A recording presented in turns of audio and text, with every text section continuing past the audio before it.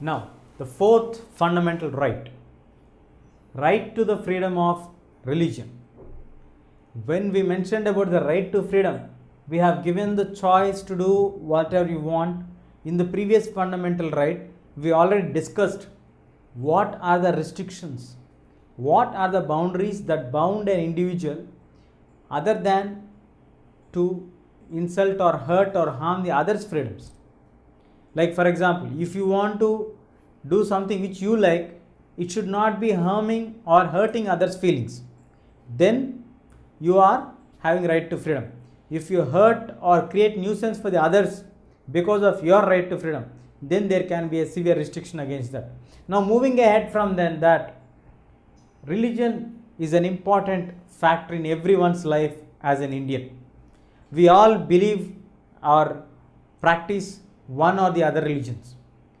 India is a land of different kinds of religions birthplace. The land where nearly 6 religions have taken their first step, starting with Buddhism, Jainism, Sikhism, so they go on. And Hinduism, we don't know from how many thousands of years we are following.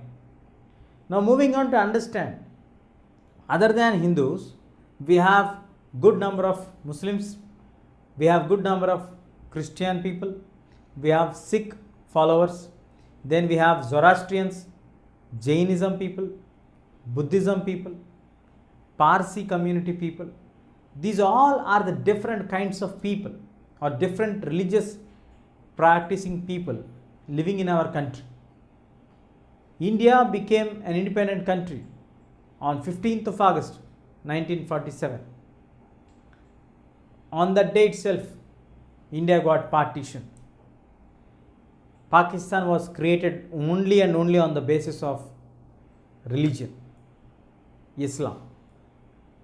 The framers of the constitution, who at that time were present, have seen how people are divided on the basis of religion, how people were tortured when they have to cross from Pakistan to India and from India to Pakistan. Many Hindus were thrown out of Pakistan. Many Muslims were thrown out of India during the time of partition. Many of them lost their entire properties, family members, relatives, assets, everything. So in future, religion should not be the dividing factor to the people. There should not be any dividing factor between the Indians. With that foresightedness, the framers of the constitution clearly thought about this and gave a strong message to the future generations of the country by giving religious freedom as a fundamental right. What does the right state of being a freedom of religion means? It clearly states that India is a secular state. What is the meaning of the word secular state? A secular state is a country where there is no official religion. Generally, people get confused. Secular state. India is a country where we have 29 states. So we generally assume the word state to states. So about which state is he talking about? Is he talking about Jammu and Kashmir? Is he talking about Gujarat? Is he talking about Assam? Is he talking about Arunachal Pradesh? Or is he talking about any of the southern states? No. In civics, the term state means a nation, a territory which has a common language, which has a common national boundaries. So India doesn't have a common language, but still we have the national boundaries. Why I mentioned we don't have a common language? Because we have 22 languages recognized by the Constitution of India.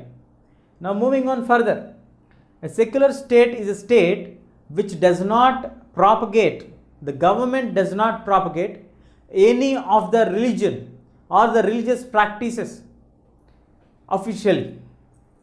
You are free to follow any religion. Government does not favor any one individual or any one particular religion to be propagated, to be officially done, or to restrict someone doing something.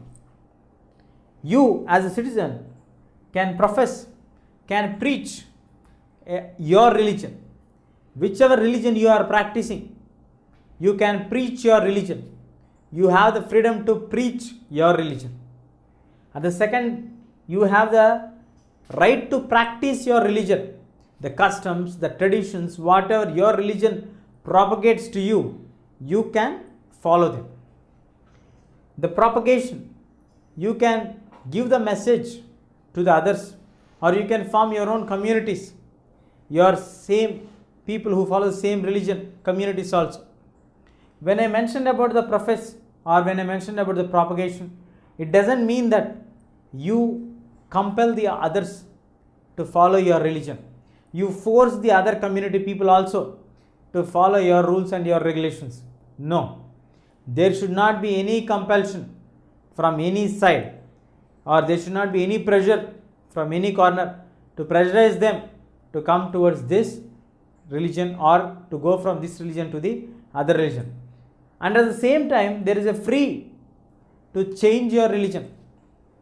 If I am not justified, if I am not feeling well connected with my own religion, and I feel some other religion is very interesting to me, I can definitely change my religion, but not because someone compels me to do that.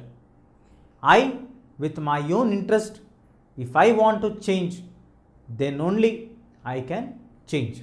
If anyone tries to pressurize me to change my religion, then it is a severe crime, because he is violating the basic rights of mine. Here we can have an example of Dr. B.R. Ambedkar. Dr. B.R. Ambedkar, the father of the Indian Constitution, the chairman of the drafting committee, was basically belonging to a Hindu family who, after getting an age of nearly 60, he converted himself into Buddhism. He adopted Buddhism religion. There was no pressure on B.R. Ambedkar. So that kind of changes are entertained, but not with force or not with pressure. As an individual, you can preach, you can propagate, you can do a number of things which favors you to do in a religion, but you cannot compel others to come and join you. And as an authoritative body, the government does not entertain any one particular religion, any one particular religious practices. Like in a religion, if you have animal sacrifices, the government does not permit you to do the animal sacrifices. If in your religion, if you have anyone who is a widow has to be shaved off her hair, no, there is a severe restriction against that. Because we, on the name of the religion, has also faced many atrocities in the past. If you look at the history back, we have many things which we feel like they are inhuman in nature. So the framers of the Constitution has kept aside religion on one hand, the human attitude on the other hand. If you are killing any animal on the name of the God, you are giving the animal sacrifices. No. As you have the right to live, the same as the animals also have the right to live. When you are torturing any lady whose husband has been passed away, a widow, to shave her head and force her to put on the white dress or white clothes, no, we do not have any rights to interfere in her personal life. You cannot pressurize her to put what kind of dress she has to put on, what kind of things she has to do with her hair and all. So there is something called individual liberty, freedom. That individual freedom has certain boundaries, and no one can cross that boundaries and go beyond that and pressurize an individual to do something on the name of a religion. So the right to freedom of religion provides you authority to follow any religion which you wish to do. You can profess, propagate, and also practice your religious customs, but not hurting or harming others. And The country will not have any official religion. The country will be named as a secular state, not like that of Pakistan or Saudi, where they have the state's official religion as Islam. So the right to freedom of religion provides you the freedom to follow any religion without hurting or without compelling others to join your religion.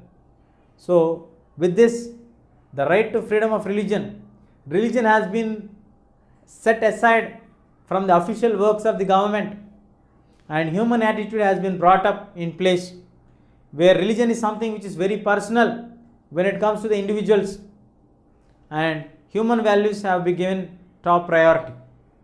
If you like this video, please give a thumbs up. Please subscribe to our channel to get more videos on CBSE syllabus.